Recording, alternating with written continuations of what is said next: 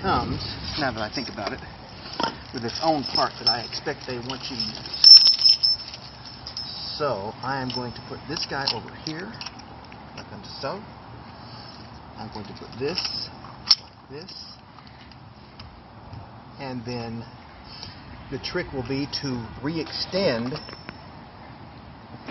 the new shock into the position of the old shock.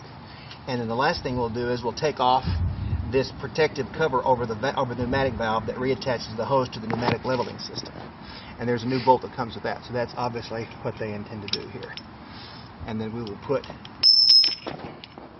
this guy back in the trunk and we will reassemble it like unto so. First thing we're going to have to do, okay, we've found the right size.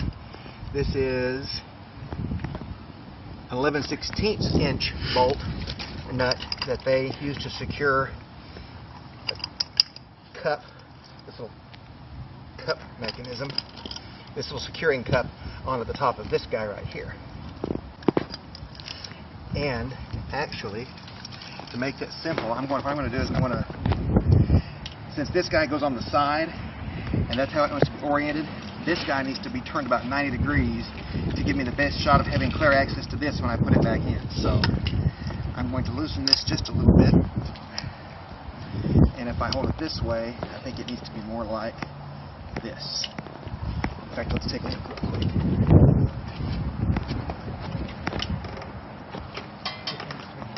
I just had a little interesting observation.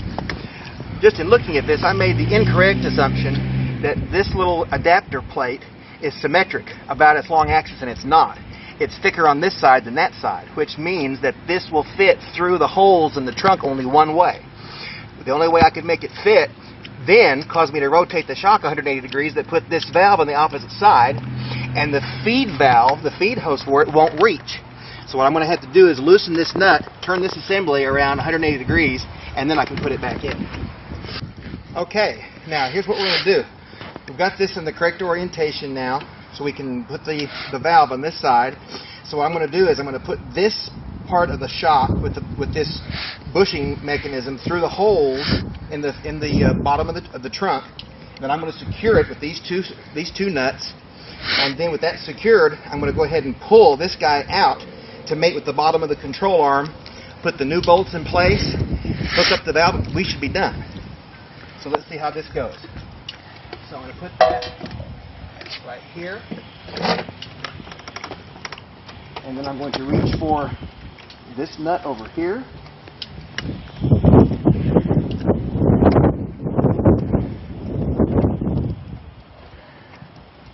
I've got that on this side over here.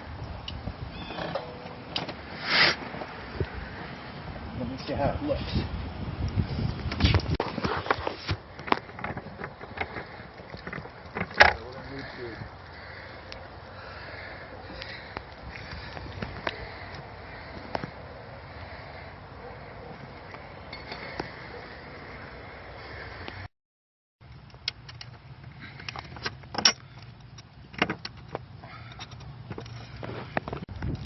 Okay, we've got the top part of the shock installed properly with the mounting plate, and the two screws are now nice and tight. So all that's left now is to stretch the shock to mate up with these holes in the lower control arm, and then to put back the pneumatic feed line, and we're done. And then reassemble the wheel, but that's secondary. So what we're going to do now is we're going to see how much force I got to exert without causing major body parts to fail to get these two mounting holes to line back up with the holes on the control arm.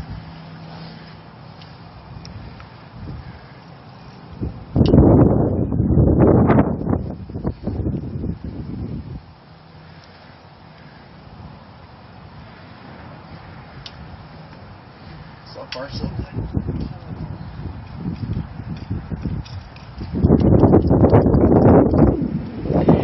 Now, as part of my researching this problem, and I talked before about the fact that one of the Buick forums that talked about this very repair warned of the probability of breaking these nuts that mount that secure the bolt to the shock. And here we are with a real live proof of how experience is valuable, because it said run to the hardware store and grab you some M8 by 1.25 nuts. Just grab a handful of them in case they do break. So I did, and sure enough, I needed them. So that's where experience sure helps a do-it-yourselfer like me. And I got that tip off of the Buick forums. I wish I could remember the exact URL for the whole place, but there was a guy who is always giving all kinds of Buick advice.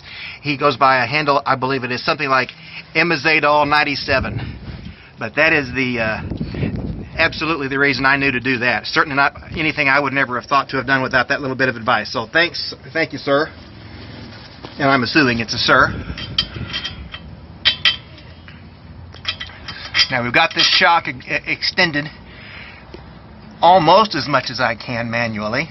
My only concern is if the old shock was bad, I don't know that it was already overextended. So if I push this thing too far, I don't want to risk damaging my brand new shock. And unfortunately, I just don't know. Okay, this thing is being a little bit bulky. Come on now. We've gone this far. Yes. I'm going to attack this from the bottom up, see where we're going.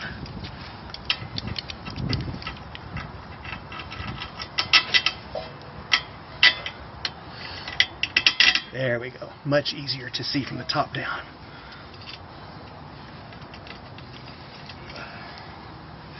Okay, so what I'm going to do is I'm going to have to do this guy. This is where a pair of vice grips would come in real handy.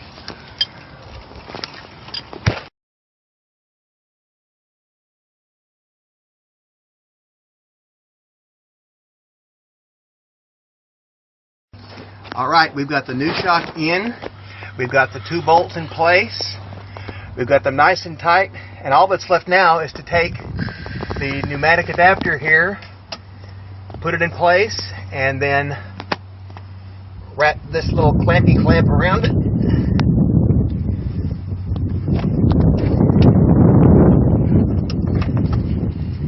Which will be the most complicated part of the process.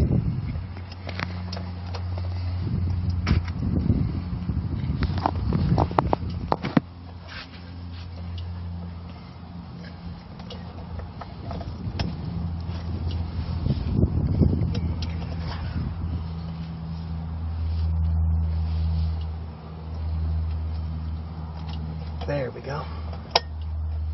There. And folks, best I can tell, this is done. We'll give these bolts a little extra tighten.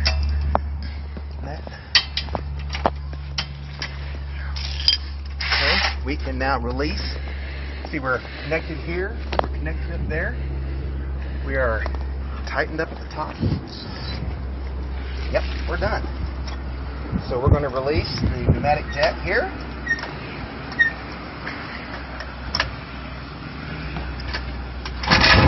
It's free. Now we're going to go back over here. We're going to put the tire back on.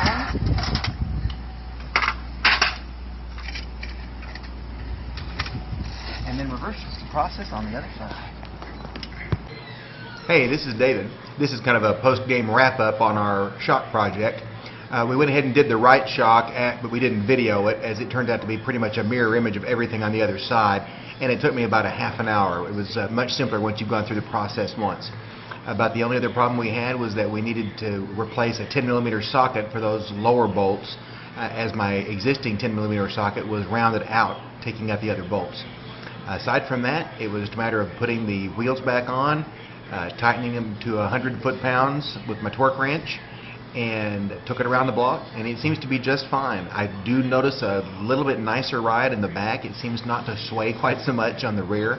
The rest of it is still handling normally. The remaining things I have left to do to that car are a replacement of the right, or the passenger side control arm. The bushing's gone bad on it. I'm going to enlist the help of a friend on that one. And also, both of the front hub bearing assemblies apparently are worn and need to be replaced. There's a lot of play in those front tires. But other than that, I think the rear shock project was successful, and I hope you enjoyed looking at the video. Hope it was helpful for you. Thanks a lot. This is David signing off.